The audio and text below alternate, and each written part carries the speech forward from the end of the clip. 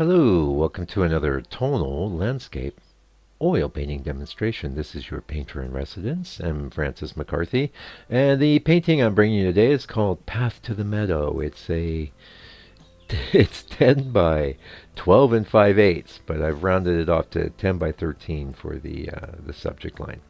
And I finished this yesterday, and I'm going to tell you all about it. So we are working on some hardboard here, and it's been sanded down and then prepped with three good solid coats of house paint, tinted to a color called Deep Earth, which is kind of a little bit reddish, not too red, perfect color.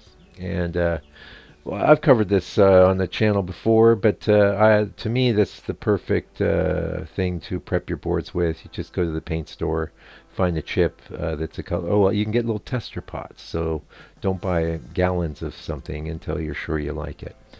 The color we are doing our underpainting with is burnt umber, and you're probably getting used to all that if you come here at all, since that's pretty standard for when I have this deep earth color.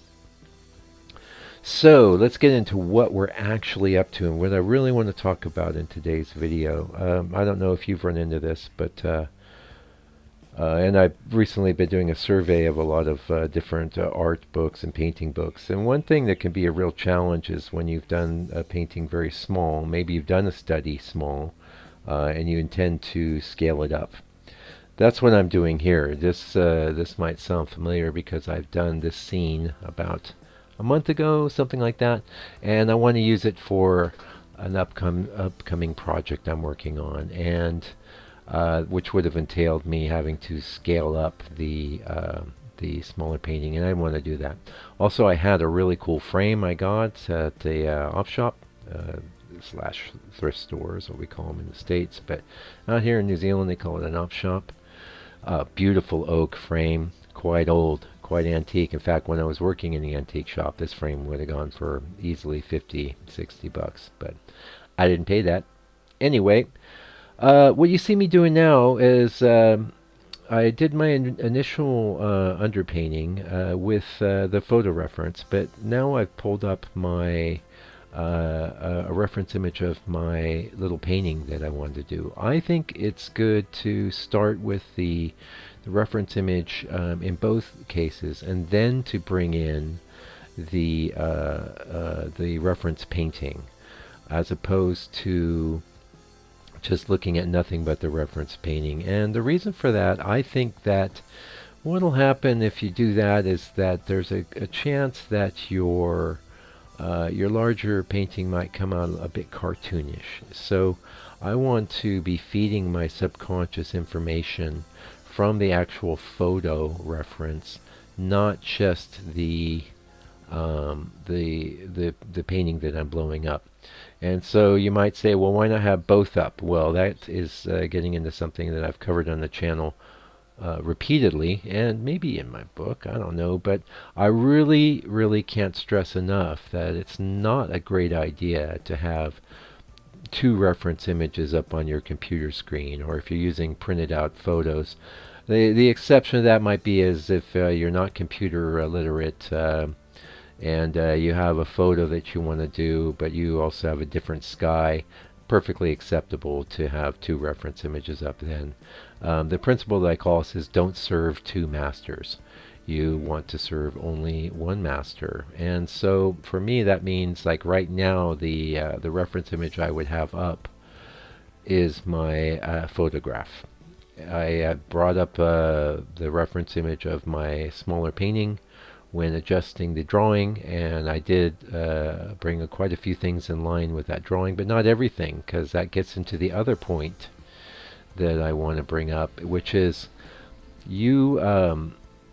it's great to be influenced by the smaller painting, and it's definitely great if you can see things that you thought were really successful in that painting and that you want to be in your larger painting, but you have to allow the larger painting to be its own painting. Otherwise, what will happen is you're going to get really stiff, and that also will tend to bring in this cartoony effect, and I don't think that's good. So what I'm doing here is I have that reference of my photo up, but I just recently looked at the other painting, of course, and I know the direction I want to go in my memory. And here we had a premix of the colors, which, by the way, I am always forgetting to say, but the I call it the master's area because that's where you want to be if you want mastery. That's the members area on my YouTube channel. Now that would have this video real time in the studio. It's about 3 hours long, and I'm dropping plenty of tips and knowledge in those sessions. Now, obviously, they're real time. They're longer. A couple things. So you can see my old bald head. You can speed them up. Or what I really recommend is to have them going on in the background in your studio as you're painting. So that brings us to the book. Book is condensed 13, 14 years of painting information, all about how I did my best to figure out how to paint in a tonal way. When I came across tonalism, there was nothing out there. Stapleton Concurrent had a blog, and I'll always give him his due. He really put me onto a lot of great stuff. But he's not really a tonalist, and I don't know what he is, but he's a great painter. I'm not dissing him. But what I wanted to do was straight up tonalism, and I set about teaching myself how to do that. It's in the book. $60 US international shipping is included because that actually cost me more than the printing. Okay?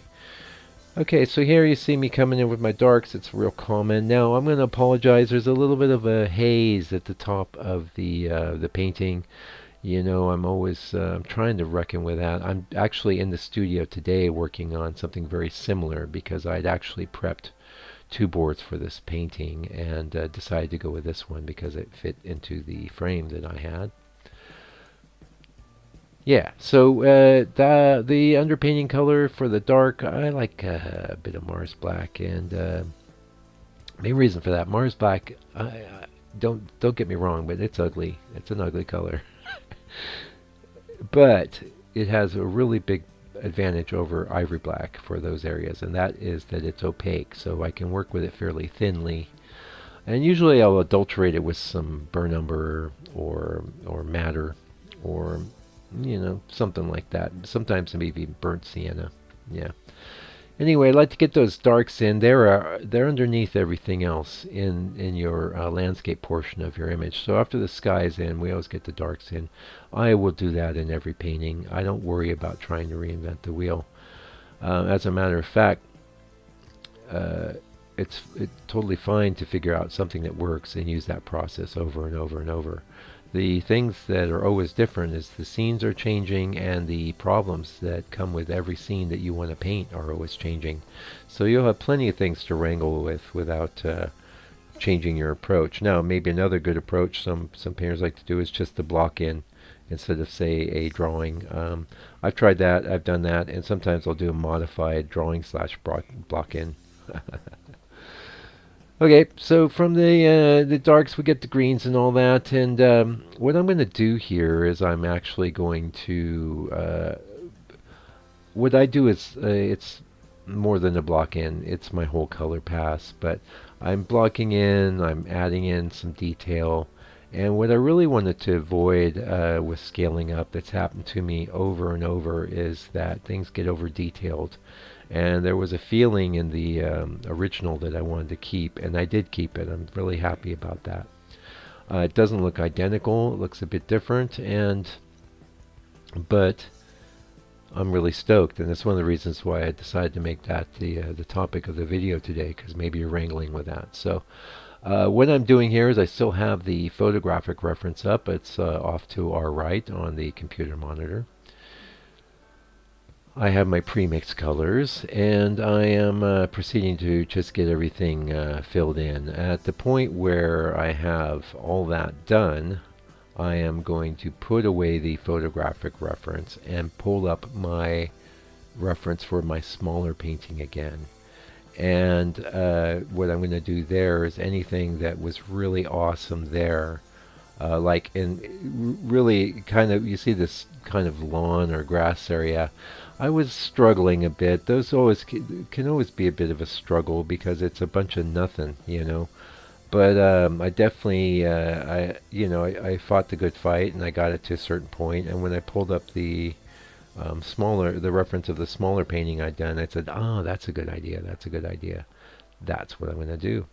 And so I was able to really get it dialed in a great way. Now, there were things in the reference image that were not as good as here. For example, I had only one tree off on our right. I think the two there is great. Obviously, on the left we have the main tree with the secondary tree, and I think that's working really well. I also moved that over a little bit, and I moved things around, so definitely a lot of changes between the two, which gets us to Kevin McPherson's book. He has a technique where he might have a small painting, say a 5x7 or whatever, and he's got a piece of plastic taped over it, and he does a series of draws with the Sharpie over the piece of plastic, a bunch of diagonal grid lines, and then scales his painting up using that, and that's perfectly valid as well. The thing is that for me, that's just gonna be too stiff. I want to keep the life in there, and so much of that's going to come for me anyway, kind of cueing off of that original photographic reference image. So I think I stumbled on a really good technique here where I am alternating between the photographic reference and then pulling up, initially for the underpainting stage, pulling up my reference of my small painting, and then doing it again after I get the color block in. So obviously I'm not done blocking in here in the video. You can see I've got a little ways to go, but there's another thing I want to talk about. This really only vaguely resembles the photographic reference. Every painting's like that because I really let the painting take me where it wants to go, which is one thing that's really easier to do when you're painting a small size. No question about it. However, when you've got actually more room, you can, get in there, over detail, over complicate. So I felt like I struck the balance, and you might want to try that yourself. Now, doing the grid thing, that's fine too. It would have been okay. I've done that before. I feel like that's just going to be stultifying. It's going to be just a little sticky.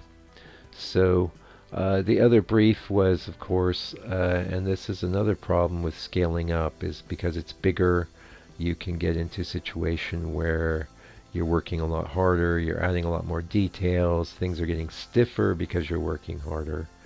And that stiffness is really something I want to avoid, and one of the reasons I thought this was really successful and I wanted to share it with you today was because it has this similar feeling of not extremely loose, but it's fresh, and that's what I wanted. And fresh and has a similar feeling. That means this is a big win for me. And if only I didn't have that bit of glare up in our right-hand corner. I'm going to keep working with that. I will say maybe some of you have noticed the quality of the videos has gone way up. Especially again, if you're in the members area, you're seeing these sessions at 4K. So you can pretty much see the wings on a gnat that flies in front of the painting there. I really appreciate that detail, and one of the things that drove me to that was not getting really excellent photos of my paintings. And what was happening is I used to just stack them up and then take them home and photograph them in my garage, but I get real procrastinating with that, and this way I can take an excellent photograph at the same time the painting's done. The paint is wet, and so it's completely fresh and accurate, and that's been working out amazing for me. And all it took was some capital to get that camera in the studio. Yeah, and that's it pretty much for this video. I got her done. At this point, this whole last bit, we actually had the original reference for the smaller painting up, and we're using that to influence some of our decisions and just fix things up. But that's all part of letting this painting be its own unique self, its own unique painting. And thank you so much for joining me today. I really appreciate you. Until I come back with another video for your edification and enjoyment, do me a favor, do me a solid. Take good care of yourself, your family, all your loved ones. Stay out of trouble and fight the power.